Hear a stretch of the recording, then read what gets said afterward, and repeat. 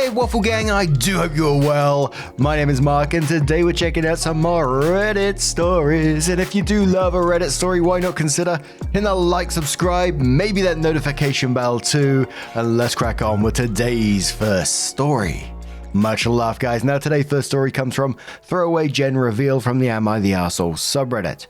It's a story you may have seen in the past maybe on other channels as well, but it has a new update to it as well, which is titled The Final Update and came 7 months later.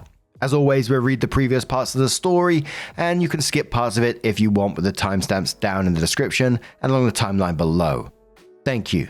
It's titled, Am I the Arsehole for ruining my own gender reveal party? I'm pregnant with a baby boy due in November. This was in July, by the way. My fiance and I didn't care much about the sex of our child, so we didn't make too much noise about it once we found out. The only people we'd informed were our parents, their partners, and our siblings. Prior to this, my father's girlfriend of 3 years had been asking me about my plans for a gender reveal party. I've always been clear about not wanting one. When I announced my son's gender to them, she expressed disappointment that I hadn't changed my mind about a party. I don't like gender reveals, never have, never will. I prefer baby showers, which I think feel more about the actual child. I never tried to hide that opinion either. Days later, my father's girlfriend invited me over for tea at their apartment. My dad was out of town. When I got there, about a dozen people popped out of hiding to surprise me. There were pink and blue decorations everywhere, which made what was going on pretty clear. As I stood there in shock, my father's girlfriend excitedly told me they're throwing me a surprise gender reveal party. Since I'd already told her, she had taken it upon herself to order a cake with colourful frosting, decorate the apartment, and invite a bunch of people over. The guests included her mother, whom I don't get along with, some of her friends, my mother-in-law, not my mum, and 4 of my friends. As I later found out, my mother-in-law and friends had been told I'd changed my mind about gender reveals. I had not. Still, in the doorway, I looked at everyone and said, "It's a boy. You guys can go home now." I left without looking back. Hours later, my father called me furious that I'd ruined the party. He said his girlfriend had put a lot of effort, money, and love into planning it, and I should have just shown respect and gratitude for it. Apparently, she hadn't stopped crying since I left. It's been almost a week, and they're both still upset. Even after I explained I never wanted that party in the first place, they're insisting I could have sucked it up for an hour, or at least cut the cake. Am I the arsehole? Look, in the end, this is all on Dad's girlfriend. She's the one who's manipulated others, telling that OP changed her mind about a gender reveal, totally disrespecting OP's wishes regarding her own pregnancy, but I wonder what her ultimate plan was. Commenter says, not the arsehole, this smacks of her trying to prove that she cares about you more than your mum, especially seeing as how either your mum wasn't invited or she turned down the invitation to respect your wishes. She doesn't seem to get that the way to prove she cares about you at all is to actually listen to what you want and don't want. Opie says I asked my mum. She confirmed she wasn't invited. According to my father's girlfriend, she didn't have her number. That's probably true, but I have no idea how she could have gotten my mother-in-law's. I think the real reason is that she knew my mum wouldn't back her up. Had my mother been invited, she would have told me everything. She knows I wouldn't want a gender reveal. Another commenter says, there was cake! You could have deliberately misunderstood and said, "Thank you for the baby shower for my baby boy," and then stayed for cake. Then you could have also, in between bites of cake, acted all confused to the guests and said, "I'm so glad she respected my wishes on not having a gender reveal party and threw me a shower like I preferred," and then went and got another slice of cake. Shake my head. Missed an opportunity to have your cake and eat it too. Opie says wouldn't have worked. The moment they all yelled surprised, she said it was a gender reveal. The decorations also made it obvious. My fiance did get me a cake after all this, so I didn't really miss out on that. Another commenter says, not the arsehole. Is your dad's girlfriend infertile? Does she have kids? Opie says she doesn't have kids, but I have no idea whether she's infertile. Another commenter says, I guess I don't blame you, but it sucks for the other people who just showed up for a party that they thought you wanted and got ditched. Your mother-in-law and friends didn't do anything wrong, and they got punished too. Opie says I talked to them afterwards to clear things up.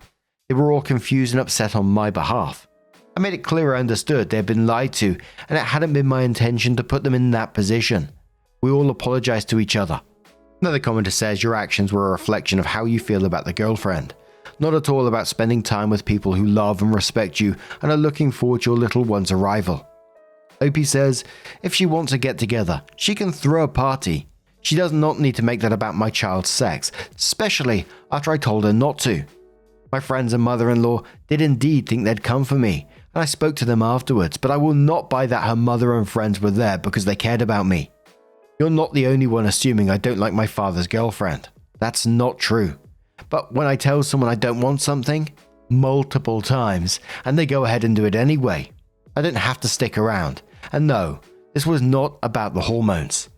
So Opie came in with their first update, which was a couple of weeks after that one, and said, thank you all for the replies, especially those who called me the arsehole for having a gender reveal. I'm assuming you didn't read my post, but you still cracked me up. All jokes aside, I've been expected to be a pushover for most of my life. Older daughter of divorced parents, so it was good to know I was right to stand my ground on this issue. After reading your comments, I've concluded that the only thing I did wrong was leaving without talking to my friends and mother-in-law. They were lied to and put in an awkward position after I left. I did talk to them the next day and apologized, but I wish I told them what was going on. A few days ago, my fiancé and I invited my father and his girlfriend over. I told them I was extremely upset with them both, but I wanted to sort this out peacefully. We still ended up fighting. My father agreed with some points I made, but kept insisting that I was ungrateful and owed his girlfriend an apology. She was quiet at first, but started crying about 20 minutes into the fight.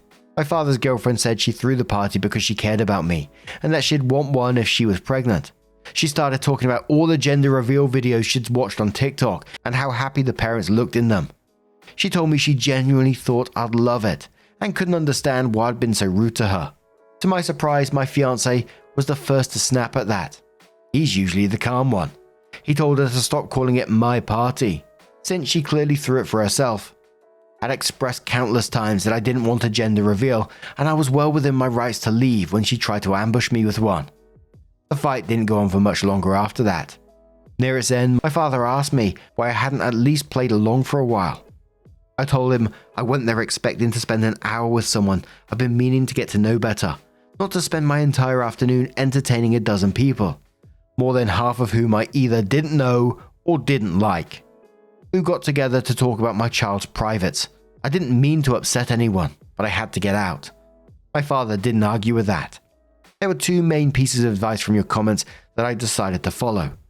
The first was to tell my father's girlfriend she needed to apologize to my friends and mother-in-law for lying to them. She agreed, and they later confirmed she did. Secondly, neither of them will be allowed to meet my son at the hospital when he's born. My father had been looking forward to this, so it wasn't an easy decision, but I made it clear it was final. My father called me the next day to apologize for everything, and I forgave him. I don't expect an apology from his girlfriend, but I'm done feeding that fire. My life is stressful enough as it is. My son will be here in November. He already has a name, and we've just started working on his nursery. I truly can't wait to meet him. The top commenter on this one said, gender reveals are still cringe and always will be. Opie says, there are dozens of reasons I dislike gender reveals, but I don't think that's one of them. I do agree with it though, but I like plenty of cringe stuff, so that wouldn't be enough for me to dislike something. Someone says, does your dad and his girlfriend have a large age gap? She just revealed that she wanted kids. Opie says, they're 16 years apart, I think. Commenter says, for the sake of your mental health, do not tell anyone the names you have chosen. Opie says, oh, we're not saying anything until birth. The only people who know besides us are my best friends, who will be my son's godmother and her husband.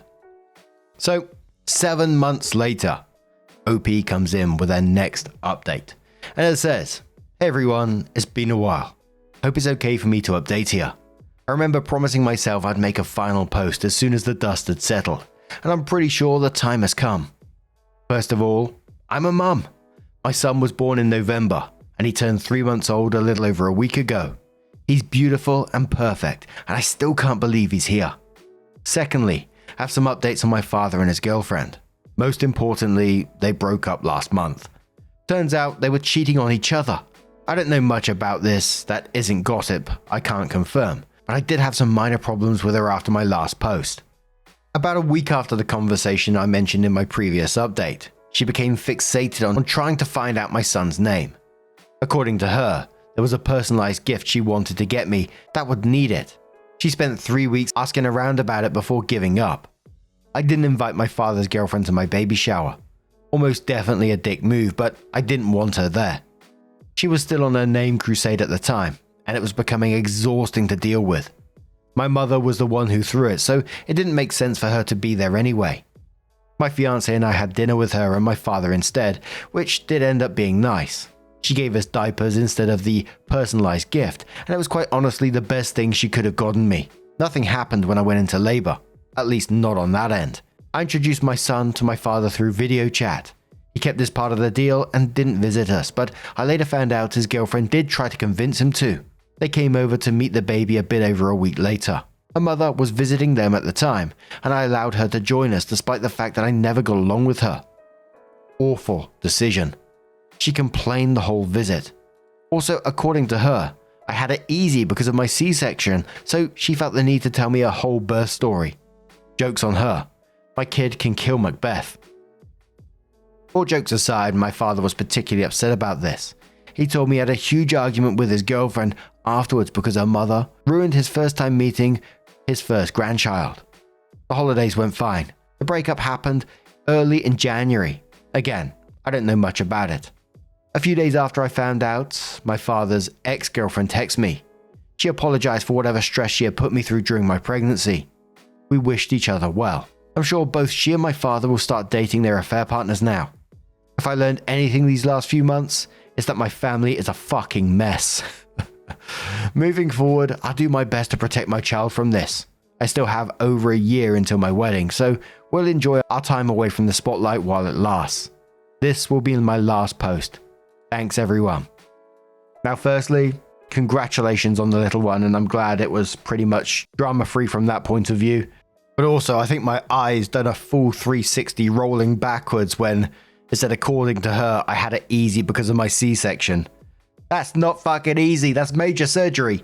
But them discovering that they were cheating on each other at the same time as well, like you said, that is messy, isn't it? I just, like, if I was you, I'd just be stepping away, living your life. It sounds like your side is pretty balanced, pretty happy, and, just live in your little bubble. It sounds like that's the happy place to be. Let them deal with their own shit. And I know it's not the point, but it always goes into my mind, who's got time for this shit? They were cheating on each other. The scheduling of that is just insane in itself. Seeing each other, that each got an affair partner, scheduling all that. Oh my word. No one got time for these shenanigans. Anyway, I'm going off as usual. What do you guys make of this situation? Let us know your thoughts down in the comments below. And let's move on to another story. Now our next story is from SQ1 Nostalgia from the Am I the Arsehole subreddit. And it says, would I be the arsehole if I extended my stay at my parents' house and missed my wife's cousin's wedding? Oof. My wife and I are on vacation in my native country. I lived here until I was 18 when I moved to Canada. My wife was born Canadian, but her parents moved from the same country I did. We have a 1-year-old daughter too. My parents still live in my native country. My parents and her relatives live in different parts of the country, so we landed at her relatives. I spent a day there, said my goodbyes to my wife and daughter, and flew to my parents. The plan was that I would spend 2 weeks at my parents', then fly to my wife's for 3 days, attend their cousin's wedding with her. We would all fly back to my parents for a few days. My parents got to see my daughter, then fly back to Canada. A couple of days ago, my relatives had decided to arrange a hangout for the entire family at the beach. Huts booked and all. Some other relatives of mine that live in other countries are also here at the time, so it's supposed to be a good family gathering. But it's scheduled for the day of my wife's cousin's wedding. A couple of my uncles called me to ask me to change my plan so I could attend, and my parents want me to be there too. I thought of changing my flight to later, so I'd be going after the wedding for just a day, and then coming back with my wife and daughter. I told my wife about this, and I was pretty sure she'd be on board, because even though she's very close to her cousin, I don't know her at all. However, she got really upset saying we had a plan, that she wanted me to be there at the wedding with her, that she wanted good photos of our family. I tried to explain that it would mean a lot to my family if I could make it, that they don't make these plans often, and that the wedding is all her relatives, a lot of who don't know me. She got really upset, wouldn't hear of it, and said I need to be there. We ended the call. Would I be the arsehole if I extended my stay and missed her cousin's wedding, whom I don't know, because my relatives have planned a grand gathering and would like me to be there? Look, for me in this one, you would be the arsehole in this situation. I get family gatherings being important. I'm a family person myself, I love a family gathering, but you made a commitment to your wife's plans first. You phoned her, you took your shot asking if you could go to your family gathering, and she communicated clearly how important it is to her for you to attend this wedding together. Your wife isn't doing it for her cousin's sake, she's doing it for her, and also she's been caring for your 1-year-old daughter for the past couple of weeks. And the fact that you're asking about extending your stay after you had that conversation afterwards, like you're just going to do it anyway, had my eyebrows on the roof. But OK Position says, sorry, you would be the arsehole. You asked her input, she gave it. Yes, it would mean a lot to your relatives if you stayed, but apparently it would mean a lot to your wife if you came to the wedding. It may sound unfair, but ultimately, it's more in your interest to make her happy than to make some relatives happy. You did have a plan. Did you not inform your relatives ahead of time that you would be there and when? Sounds like this all could have been planned better. Boring Person says you're the arsehole. You not parent your daughter at all. She's 1, and you want to send your wife alone to a wedding with a toddler. That's just crazy. Share Mum says you're the arsehole. Your wife has already been solo parenting for 2 weeks. Now you want her to go to a wedding, toddler in tow, without your assistance so that you can further extend your vacation. When does your wife get a vacation without your child? So, let's find out what OP did in the end. This update came around a week later and it said, I received a justifiably harsh response to my last post, and I can't thank everyone enough for that. I realized I was being a selfish arsehole, and I went to attend the wedding. I had a really good time there. It felt really good to see my wife and daughter after 2 weeks.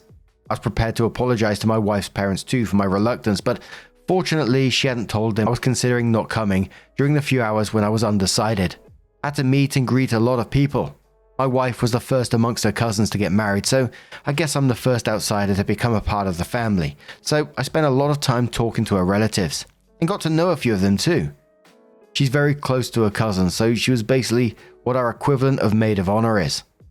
She had a lot of stuff to deal with, and I was making myself of use by keeping our daughter preoccupied.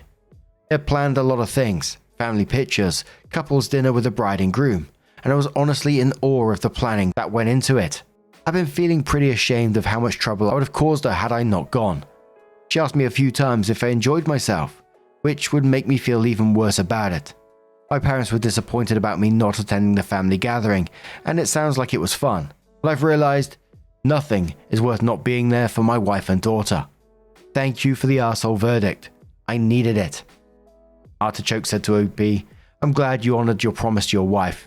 Lazy Bones Dreamer says, honestly, you don't realize it, but it makes a huge difference in your relationship.